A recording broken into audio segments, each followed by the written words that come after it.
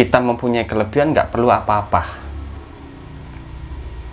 nggak perlu tirakat ataupun nggak perlu bertapah atau semedi di mana-mana. Cukup kita mempunyai bacaan ataupun syarat-syarat yang sudah diberikan, yang sudah diwariskan para leluhur kita, kita sudah bisa mengamalkan dan akan terwujud karena darah kita sudah dialiri dengan darah leluhur.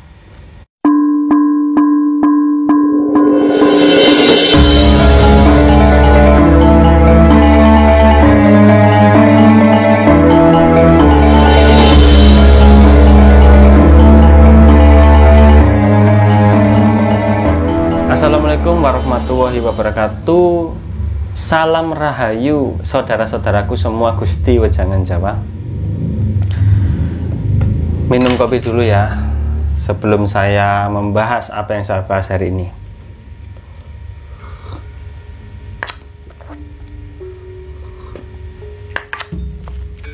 Jadi begini saudara-saudaraku semuanya, para subscriber, bagi yang ataupun yang belum subscribe ya itu terserah Anda. Yang penting saya memberikan video ini untuk berbagi pengalaman dan berbagi pelajaran, berbagi istilahnya sinau bareng lah, belajar bareng. Untuk khusus video kali ini saya menggunakan bahasa Indonesia teman saudara-saudaraku semua, biar saudaraku yang ada di luar Jawa atau yang tidak bisa bahasa Jawa mengerti apa yang saya bahas atau yang saya jabarkan hari ini. Jadi begini, sebenarnya pembahasan untuk kali ini atau topik yang saya bahas untuk kali ini sudah pernah saya bahas, tetapi hanya sebentar dan sedikit. Nah, untuk kali ini saya membahas dengan detail dan jelas biar para subscriber Gusti Wejangan Jawa dan para orang-orang semua yang mendengarkan video ini, yang melihat video ini mengerti apa yang saya bahas. Yang saya bahas hari ini yaitu tentang keistimewaan anak laki-laki, saudara-saudaraku semua. Mungkin banyak yang menginginkan anak laki-laki itu karena bisa dijago lah dalam segi kekuatan otot. Banyak yang menginginkan itu seperti itu. Mungkin ya dijago seperti nanti ini bisa melindungi kaum perempuan. Anak laki-laki ini bisa jadi seorang kasatria yang gagah perkasa.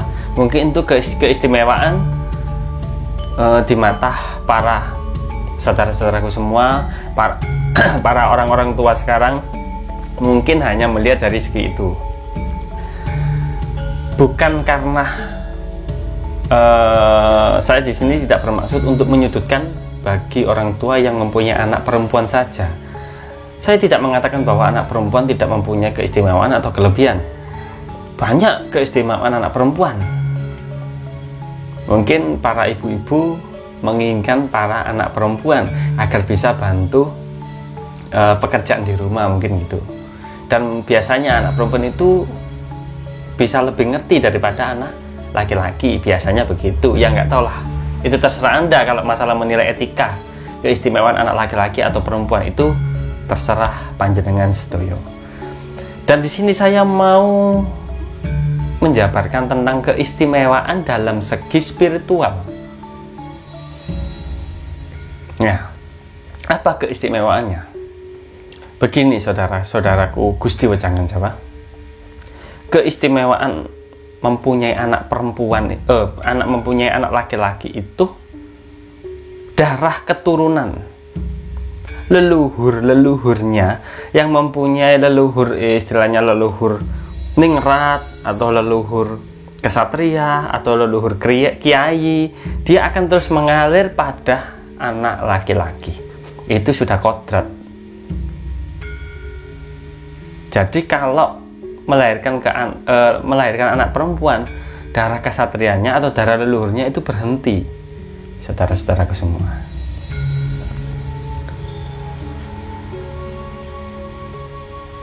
Jadi misal ya, Kalau memang melahirkannya anak pertama itu perempuan, anak kedua perempuan, anak ketiga masih perempuan, tetapi anak keempatnya bisa laki-laki, dia akan mengalir terus darah kesatrianya atau darah leluhurnya. Terserah, yang penting anaknya ada laki-lakinya. Kalau anak dua perempuan semua, berhenti darah keturunan darah dari para leluhurnya. Dan apa keistimewaannya jika anak laki-laki itu mengalir darah leluhurnya? Misalkan darah leluhurnya adalah seorang kasatria atau kiai, atau seorang yang linuweh digdaya pada masanya dulu, dia terkenal sakti leluhurnya, terus akhirnya dia mempunyai cucu laki-laki, akhirnya darahnya mengalir, darah kesatrianya itu mengalir pada cucu laki-laki tersebut. Dan keistimewaannya adalah jika dia dikasih ilmu, tidak akan menjalankan puasa, tidak susah payah menjalankan tirakat dulu. Jadi anak laki-laki yang mempunyai darah leluhur kasatria atau darah leluhur raja atau kiai yang sakti, dia tidak perlu melakukan puasa-puasa seperti puasa 40 hari, puasa mute, puasa ngerowot, puasa meton. Dia tidak susah payah untuk tirakat dulu lah, katakanlah. Dia hanya menerima mantra atau bacaan-bacaan atau doa yang bisa membuatnya dia sakti atau membuatnya lebih mempunyai kelebihan lah. Ya, itu istimewanya saudara-saudaraku semua, karena darah sucinya sudah mengalir. Tetapi kalau memang diimbangi dengan puasa, ibadah dengan tekun, berbuat baik dengan semua orang, ilmunya akan semakin kuat, semakin tinggi.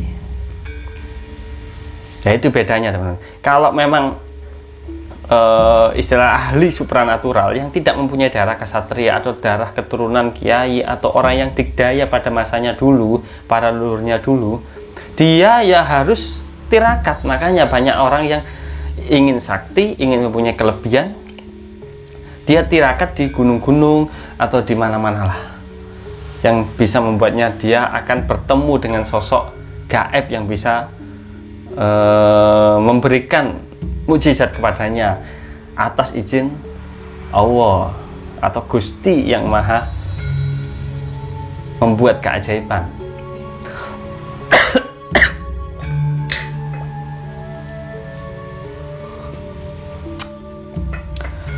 Dan ada yang bertanya, apakah kalau memang ditakdirkan memiliki anak perempuan, tidak ada anak laki-lakinya, terus bagaimana warisan para leluhur itu agar tidak putus? Dengan terpaksa harus diwakilkan kepada keponakan atau sepupu yang berjenis kelamin laki-laki. Tetapi juga tidak bisa mengalir begitu saja. Istilahnya dia harus juga sebelum mendapatkan bacaan ataupun mantra yang berasal dari leluhurnya dulu, keponakan tadi atau sepupu tadi, dia harus tirakat dulu, puasa weton atau puasa mutih atau puasa ngerowot. Tadi tetap menjadi orang lain, seperti orang lain, karena bukan darah keturunan. Kalau sepupu ponakan itu bukan darah keturunan. Jadi begitu saudara-saudaraku semua. Karena kita ya nggak ada yang tahu apa rencana Tuhan. Kita mempunyai anak laki-laki atau anak perempuan. Begitu.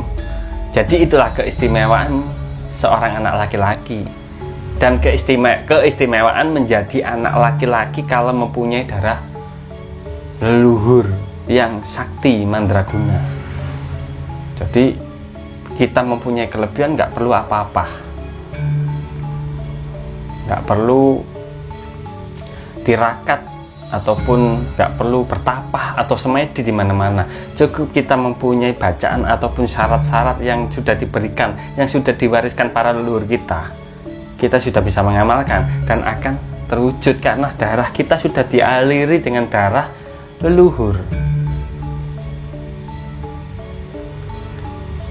Ya, di sini saya menjelaskan bahwa keistimewaan anak laki-laki kalau mempunyai leluhur yang sakti, dalam tanda kutip, saudara-saudara semua, sakti itu dalam tanda kutip, saktinya dari mana dulu? Kalau dia sakti memang dari saudara sejatinya, malaikat empatnya, utusan sang ilahi, dia mengalirnya suci. Tetapi kalau saktinya leluhurnya dulu atau kakek naiknya dulu adalah sakti karena kodam atau perewangan, dia bukan darah mengalirnya, tetapi ya perewangannya yang mengikuti terus. Jadi yang saya bicarakan di sini adalah sakti karena ilmu sejati, sakti karena mukjizat dari sang ilahi, bukan dari kodam atau perewangan ya. Jadi orang yang tirakat seperti puasa weton, puasa mutih itu memang sakti, kepingin sakti diri sendiri, sakti karena saudara sejati, sakti karena mukjizat dari sang ilahi. Jadi kesimpulannya begini, saudaraku semua, bahwa kalau orang ingin laku tirakat batin yang kuat seperti puasa, bertapa, semedi, tidak makan, tidak tidur, ingin mendapatkan wahyu yang sejati dari sang pencipta dengan perantara saudara sejati kita, itu ada dua cara, yaitu yang pertama tirakat, ya seperti itu, puasa dan bertapa, semedi, hening, mengheningkan cipta, nutupi babakan hawa songo, menutupi 9 lubang angkara murka. Kalau kita sudah mempunyai darah leluhur yang sakti, yang sudah bisa nyawiji marang Gusti, ya kita istilahnya kita cuman mendapatkan amalannya saja, bacaannya saja, dan kita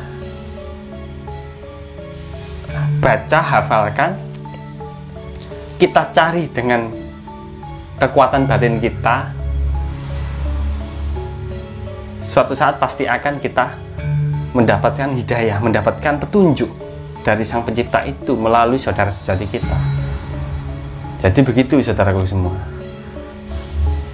keistimewaan menjadi anak laki-laki ataupun keistimewaan menjadi orang laki-laki jika mempunyai darah leluhur yang sakti karena mukjizat sang pencipta. Jadi semua bisa mendapatkan kesaktian dari sang pencipta.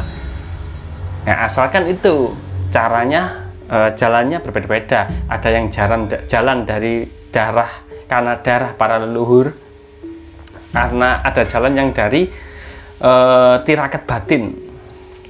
Jadi itu adalah kodrat manusia. Jika mempunyai darah kesatria ataupun tidak, ya itu memang kodrat.